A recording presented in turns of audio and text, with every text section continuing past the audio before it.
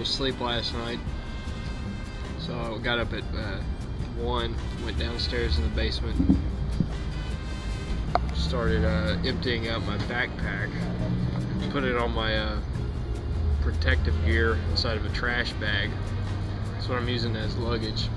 That way when I get to San Diego, I can just throw away the trash bag. I don't have any luggage. So what's your plan as far as water? Do you not feel like you're going to be far enough out that you'd be concerned about water? Or well, that's the thing. I don't know. I've never been there before. So we'll see once we get going. I'm going to start out with full water. So in other words, 6 liters of water. you're carrying 6 liters of water in between The first day. And we'll see how it goes. You know, if there's a lot of little places to get water, then I'll just carry 3.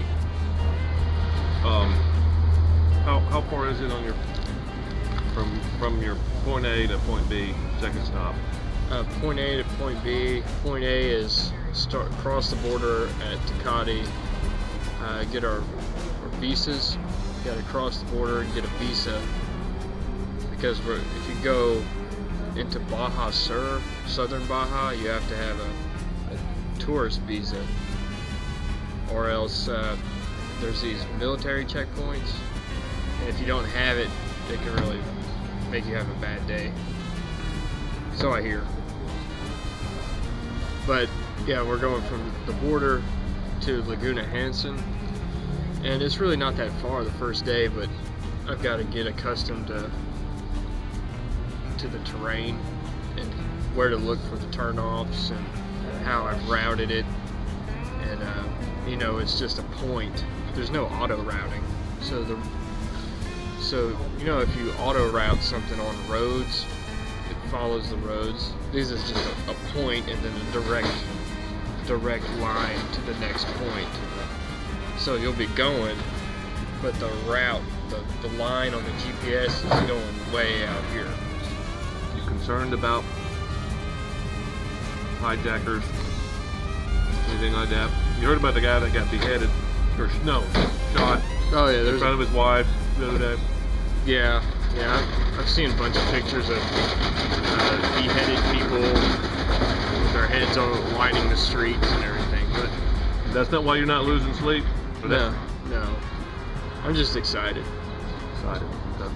The only thing I'm really worried about are my fork seals. Fork Let's seals. see.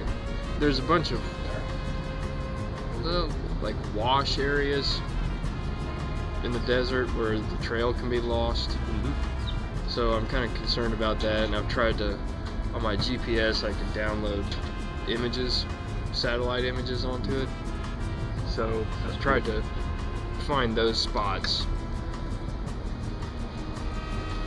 and load them in there so I can, we're gonna get lost a lot of times. So, well, as long as, I mean, it's on a peninsula, so as long as we go south, it should be fine. And we're just gonna be camping out in the middle of nowhere. We're not gonna sleep in the towns or anything, because I think that's where the danger would be. A lot of the times we'll be camping, it'll be in canyons and on the beach. We're gonna crisscross the peninsula a few times, east to west. Sea of Cortez is on the east, between mainland Mexico and the peninsula, and the Pacific's on the other side. So it's like a tropical desert. Diablo Dry Lake. It's a big, flat, dry salt lake. Cool. And it goes for a long ways. And hopefully, if it rains, you're supposed to go around it, because it'll be wet sand. It'll sink in, you can't get through it. So hopefully it'll be dry. Then from there it goes into a big canyon. We're gonna camp there on the second day. I mean, we could go all the way to San Felipe on the first day, but you know, we got time, so we'll just go slow, enjoy it. A lot of the canyon stuff I'm looking forward to. if it gets too easy, I've got some alternate routes that make it more difficult. We're gonna have a lot of time. So you're not worried about banditos? No. Not worried about what kind of accommodations have you made for language? I have a book called Just Enough Spanish. So that'll be in my bag. I almost threw it out this morning because it weighed too much. But it's just one of those little books. I could copy some important things into my, I carry a little notebook that I do the writer board in every night. So I could just copy some stuff into that, which I'll probably do tonight, just ditch the book. You know, my bike holds 15 liters of gas. So I know that. That's how much I need to tell them. They fill it up. I brought a little, you know, they fill up your, if you go up to a gas house, they have it in barrels. Then they siphon it into your bike. Right. So there's garbage in it, probably water. Can't do anything about the water, but I can do something about the garbage. I'm taking, you know, the filter that comes on your sink. Yeah. I have like one a of sieve? those. Yeah, sieve. I have one of those that I put in my pants.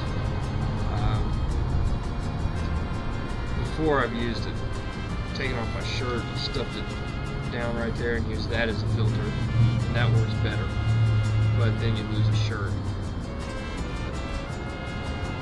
So prepared for the gas. I'm kind of concerned about the water.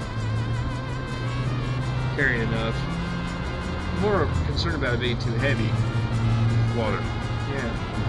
Tell me about your tires, tubes, air situation. I went with, well, tested 4 different kinds of tires. Just burned, you know, through them halfway, some of them all the way. Was looking for distance, you know, how many miles could I get out of a set, and sidewall stiffness and traction. You know. First I was going to go with a Kenda Trackmaster 2 on the rear, and so anyways I decided on Kenda Parker Desert Terrains because they have the stiffest sidewall on the market. I'm pretty sure they're extremely hard to mount. What about pressure? Higher pressure, running high pressure. Like what? Like 23, 24. No rim lock. No rim locks, just because I hate them. It's just me. Some people like them, I don't. The XT doesn't have enough power to spin that desert terrain on the rim anyways. They say 20 something, right? Yeah, there ain't no way. I'm running high pressure just to minimize pinch flats. There's a Super Duty tube in the rear and a heavy duty tube in the front. Both tubes have slime in them. I've got a spare two spare fronts and 1 spare rear tube. Both of them have slime in them. I've got the it's a heavy duty spare rear tube that's in the front fender bag. Broken leg. Broken leg, broken engine, broken frame. Okay. Broken leg. I'll push the extraction button on my spot, and we'll get video of a helicopter or SWAT team coming to get me. Broken engine. I'm gonna ditch everything in the desert and hitchhike all the way down to Cabo. So free bike in the desert for anybody that wants it. Free bike in the desert. And I'll mark it on my GPS unit so we can have the waypoint. Free bike in the desert with broken engine. Broken frame. I'll ditch everything in the desert besides the bike and just ride it with no gear on me. Depends where it breaks. Depends where it breaks. If it's a subframe, I'll just ditch everything in the desert and ride everything dragging on the rear wheel as far as I can. to a road and maybe throw it into a truck. We're not going fast. It's not a race at all. It's finish. It's always finish. For me, that's the way it is on dirt bikes. It's always about finishing. Finishing the plan. It would really suck if I didn't finish. I'd have to go back. I don't want to go back.